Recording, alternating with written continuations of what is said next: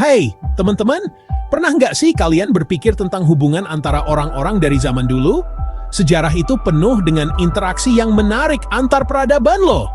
Nah, beberapa koneksi ini melibatkan orang Persia, Yahudi, dan Eropa. Kira-kira mereka punya nenek moyang yang sama nggak ya? Atau jangan-jangan jalan mereka bertemu karena peristiwa sejarah dan pertukaran budaya? Yuk, kita telusuri sejarah mereka yang seru ini untuk mencari tahu. Peradaban Persia dan Yahudi muncul di tempat yang berbeda di dunia kuno, masing-masing dengan latar belakang geografis dan budaya yang unik. Persia, dengan dataran tinggi dan pegunungan yang luas, menawarkan bentang alam yang kaya dan beragam. Sementara itu, Levant, dengan garis pantai Mediterania yang panjang, menjadi pusat perdagangan dan pertukaran budaya. Masing-masing punya cerita uniknya sendiri, yang dipengaruhi oleh lingkungan alam dan interaksi dengan peradaban lain. Artefak-artefak dari kedua peradaban ini memberikan kita wawasan tentang kehidupan sehari-hari, kepercayaan, dan teknologi mereka. Kekaisaran Persia, yang terkenal dengan penguasa kuat dan wilayahnya yang luas, muncul di tempat yang sekarang kita kenal sebagai Iran. Didirikan oleh Cyrus yang Agung, kekaisaran ini dikenal karena administrasi yang efisien dan toleransi terhadap budaya yang ditaklukkan. Orang Persia merupakan penutur bahasa Indo-Eropa, bagian dari keluarga bahasa besar yang tersebar di seluruh Eurasia. Bahasa ini memainkan peran penting dalam menyatukan berbagai suku dan bangsa di bawah satu kekaisaran. Di sisi lain, orang Yahudi muncul di Levant, wilayah di sepanjang Laut Mediterania bagian timur.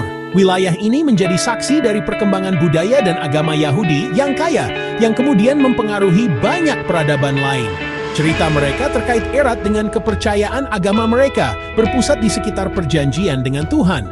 Teks-teks agama Yahudi, seperti Taurat, memberikan panduan moral dan hukum yang menjadi dasar kehidupan mereka. Meskipun secara geografis berjauhan, jalan mereka akhirnya bertemu dengan cara yang luar biasa. Ketika Kekaisaran Persia menaklukkan Babilonia, orang Yahudi yang diasingkan di sana diizinkan kembali ke tanah air mereka, membawa serta pengaruh budaya Persia yang memperkaya tradisi mereka.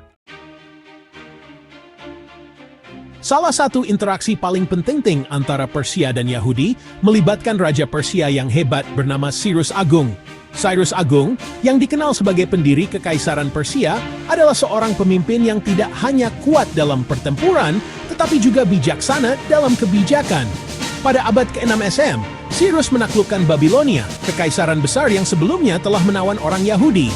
Penaklukan ini menandai perubahan besar dalam nasib orang Yahudi yang telah lama menderita di bawah penindasan Babilonia. Dalam tindakan toleransi yang luar biasa, Cyrus mengizinkan orang Yahudi yang diasingkan untuk kembali ke tanah air mereka, Yerusalem. Keputusan ini tidak hanya menunjukkan kebijaksanaan Cyrus, tetapi juga komitmennya terhadap kebebasan beragama dan hak asasi manusia. Dia bahkan mengizinkan mereka untuk membangun kembali kuil mereka yang telah dihancurkan oleh orang Babilonia.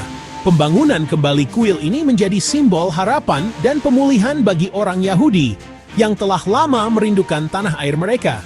Tindakan kebaikan ini berdampak besar pada orang Yahudi, memperkuat citra Cyrus sebagai pembebas dalam ingatan sejarah mereka. Hingga hari ini, Cyrus Agung dikenang sebagai salah satu pemimpin terbesar yang pernah ada, yang dinikahi by perubahan positif bagi banyak souls. Meskipun Persia dan Yahudi memiliki asal-usul budaya dan agama yang berbeda, ada hubungan linguistik yang menghubungkan Persia dan Eropa. Bahasa Persia dan banyak bahasa Eropa termasuk dalam rumpun bahasa Indo-Eropa. Ini menunjukkan bahwa penuturnya memiliki nenek moyang yang sama yang hidup ribuan tahun yang lalu. Nenek moyang ini yang berbicara bahasa leluhur yang sama bermigrasi melintasi Eurasia, memunculkan beragam bahasa seperti Inggris, Yunani, Latin, dan Persia. Hubungan linguistik ini menyoroti keterkaitan sejarah manusia dan akar yang dalam yang mengikat budaya yang tampaknya berbeda. Di luar gen, kekuatan pertukaran budaya benar-benar luar biasa loh! Meskipun hubungan bahasa Indo-Eropa mengisyaratkan ikatan leluhur yang jauh, penting untuk dicatat bahwa pengaruh genetik antara Persia, Yahudi, dan Eropa sangat minim. Cerita sebenarnya terletak pada pertukaran budaya dan intelektual yang terjadi selama berabad-abad. Pertukaran ini, yang sering difasilitasi oleh perdagangan dan diplomasi, memperkaya setiap peradaban dengan ide, teknologi, dan ekspresi arsiteguru.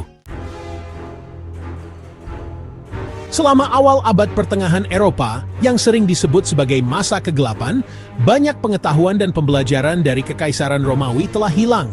Namun, Kekaisaran Persia berkembang selama masa ini menjadi pusat pengetahuan dan kemajuan ilmiah.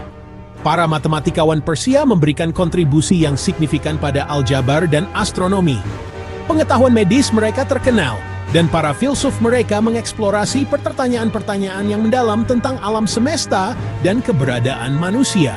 Melalui rute perdagangan dan saluran diplomatik, pengetahuan ini secara bertahap masuk ke Eropa, membantu memicu kebangkitan pembelajaran selama abad pertengahan akhir. Salah satu saluran terpenting untuk pertukaran budaya antara Persia dan Eropa adalah jalur sutra. Jaringan rute perdagangan ini membentang ribuan mil menghubungkan timur dan barat. Sepanjang rute ini, para pedagang tidak hanya mengangkut sutra, rempah-rempah, dan barang-barang lainnya, tetapi juga ide, teknologi, dan gaya artistik. Tekstil, keramik, dan logam Persia memengaruhi kerajinan Eropa. Pengetahuan astronomi dan matematika Persia masuk ke universitas-universitas Eropa. Jalur sutra berfungsi sebagai arteri vital untuk aliran pengetahuan dan budaya, memperkaya timur dan barat. Jadi, apakah orang Persia, Yahudi, dan Eropa berhubungan langsung dalam arti leluhur? Meskipun hubungan bahasa Indo-Eropa menunjukkan nenek moyang bersama antara Persia dan Eropa yang kembali ke ribuan tahun yang lalu, ini tidak selalu berarti hubungan genealogis langsung saat ini. Anggap saja seperti silsilah keluarga yang luas di mana cabang-cabangnya telah menyebar selama ribuan tahun. Demikian pula, sementara orang Yahudi berbagi sejarah yang kaya dengan Persia dan Eropa, identitas budaya dan agama mereka berkembang secara mandiri. Kisah Persia, Yahudi, dan Eropa bukanlah tentang leluhur langsung, melainkan tentang cara-cara menarik di mana sejarah menjalin takdir orang-orang yang berbeda. Dari reruntuhan kuno Persia hingga peta perdagangan yang rumit, kita melihat bagaimana peradaban ini saling berinteraksi dan mempengaruhi satu sama lain.